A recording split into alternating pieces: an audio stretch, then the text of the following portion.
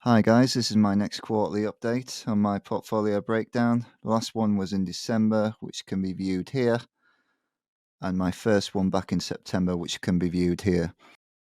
In September, my portfolio value was $22,562.82, and my annual income was $739.52 from 21 holdings. Fast forward 3 months to December, my portfolio was $30,444.48 with an annual dividend income of $1,217.79 from 29 holdings. The current value is $33,737.51 with an annual income projected of $1,415.07. In the past month, the market has taken a hit, so the increase has not been as much. We can see on March 6th the value is way over $34,000. On top of the market decline, I've purchased less due to hitting my ISA limit. We have a stocks and shares ISA in the UK, which we can pay 20 grand into a year tax free. This renews on April 5th, so I can start properly investing again. I decided to sell out of the Kraft Heinz company. It has slow growth and I didn't want to build on that position. I made a small profit plus the dividends I had accrued before selling, so not a bad investment. I don't particularly like to sell, but sometimes it can be the right decision if you think there is a better opportunity. I use the money to buy more realty income. No shock there if you've seen my monthly purchase videos. If we scroll down, we can see my portfolio diversification. I'm much more evenly diversified than I was before. I was heavily into consumer defensive. Some would say that's a good thing given the current market, but I'm happy with how things are shaping up. Financial, consumer, and now technology are a lot more even. Real estate, I'm building up on as well. Same with healthcare. Energy, I need to build on. I've only got Enbridge at the moment, so I need to add to that. But overall, fairly happy with how things are moving along. The platform I'm viewing on is called the Dividend tracker. It is good for seeing how your portfolio is progressing. You can see here I've set some goals. My average monthly income goal is $200. 56% of the way there. Yearly income goal I've set to $2,000. 67% of the way there. I reckon by the end of the year I should be fairly close. If we go through them then, the order is done by ticker symbol. I think if they could add a feature here, it is to change it to be alphabetical, but the logo helps with kind of seeing it clearly. Starting off with Apple, I have 21 shares. I still have not added to this. Every time it drops, I've already allocated money for other shares. This has really fluctuated in price recently. Apple could do with an innovative product boost. Apple was supposed to be releasing the long-awaited AR glasses this year, which would have seen the price shoot up. It looks like it has now been delayed until 2024. Next up is Abbey. Again, not picked up any more shares in this. Wish I had after the resurgence in price. The dividend yield is solid. I get $11.84 in annual dividend income just from the 2 shares. I've mainly been concentrating on building on Pfizer and Johnson & Johnson. Still plan to add to this in the future. Next up is Bank of America. This has taken a beating. Massive pressure is on the banking sector at the moment. I only have 10 shares. Now the question is this a buying opportunity or is the stock in free fall? Personally, I think Bank of America is going to be fine.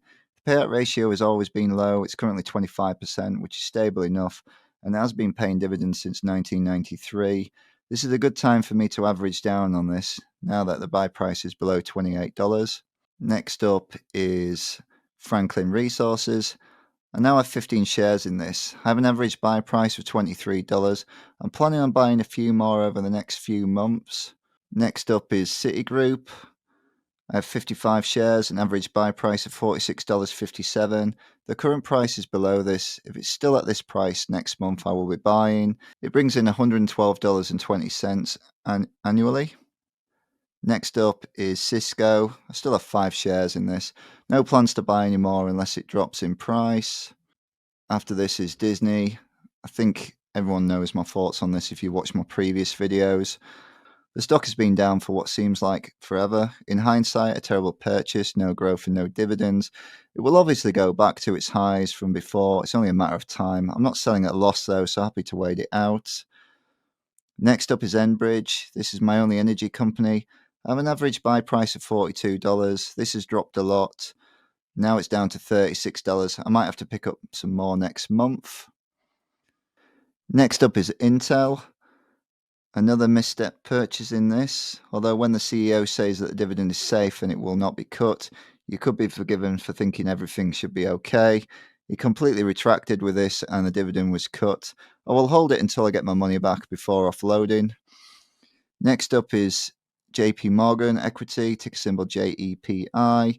My plan was to buy 100 shares in this. I made it to 46 before the powers that be decided to change the rules and forbid any purchases through my trading platform. Annoying, but what can you do? I will hold on to them as the yield is high. The income amount fluctuates this month, but I should expect to have at least over $200 a year in income. Next up is Johnson & Johnson, ticker symbol J&J. I'm now up to 8 shares. I've been buying 1 or 2 each month and will continue to do so. This gives me $36.16 a year in income. Next up is JP Morgan. Another one I want to purchase more of. If it stays in the 120s, I'll buy another share. Coca-Cola, we all know about this company, a solid dividend payer that increases its dividend year on year. Still at 80 shares. It takes up nearly 15% of my portfolio, so no intention to add more. Next up is Main Street Capital. I now have 53 shares in this company. It pays monthly with a decent yield. This brings in $143.10 a year. I've added to this recently. I have a goal to hit 100 shares. Still a way to go. Next up is 3M. The share price is still tumbling. The economic market and the legal troubles hanging like a noose around its neck are not helping. I think it will pull through, but too risky to add, and I'm not selling at a loss. It still provides me with $60 a year in income. Next up is Altria Group. I've now got 17 shares. Its enticing yield of over 8% and dividend growth means this stock is extremely popular. I pick up more whenever its stock price drops a lot. Next up is Microsoft. Still only 2 shares. Whoever could envisage Bing making a resurgence? Unless you have been living under a rock, you will have heard, if not used, ChatGPT. A game changer that has seen its stock rocket, still way under its high over the last 12 months. I will buy more when I can. Next up is Realty Income. I've still been adding to this position monthly. By the end of the year, I would like to get to my 100 share target. I'm now up to 35 shares. This brings me $107.10 a year. Next up is PepsiCo. Still no movement on this. I want to add, just looking for it to come down a bit more. The price is $176.77, which is just way too high at the moment. Next up is Pfizer. I started building on this position over the last couple of months, now up to 18 shares. The price has dropped even further to the $40 mark, so we'll continue adding.